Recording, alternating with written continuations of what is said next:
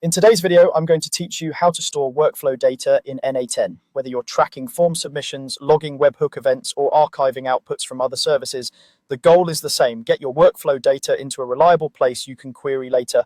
Start by opening your N8N dashboard in the browser. This can be the cloud app or your self-hosted instance. Give it a moment to load the editor and make sure you're in the workspace where your workflows live. You'll see the canvas and the node panel on the left. Next, create a new workflow or open one you already have. If you're making a fresh one, name it clearly so it's easy to find later and add a short description. Identify the trigger node that produces the data you want to store, like a webhook, a schedule that pulls in data, or any trigger your process relies on. Now add a destination for the data. From the nodes panel, search for a database node such as MySQL or PostgreSQL, or choose Google Sheets if you prefer a spreadsheet. Pick the option that matches where your team manages data and the volume you expect to store. Connect this new node to the trigger. Drag from the trigger's output to the input of your database or Sheets node.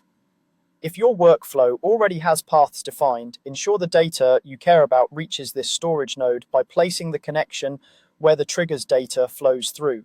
Configure the storage node, select the credentials you've already set up, choose the resource and operation, and then point to the exact table and columns or to the spreadsheet tab and range if you're using Sheets.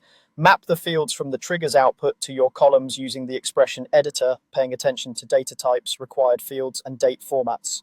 It's a good practice to include a created at timestamp and a unique identifier to avoid duplicates. Double check that you're inserting into the right destination and not overwriting existing data. Finally, save and activate your workflow. Click Save, then toggle the workflow to Active.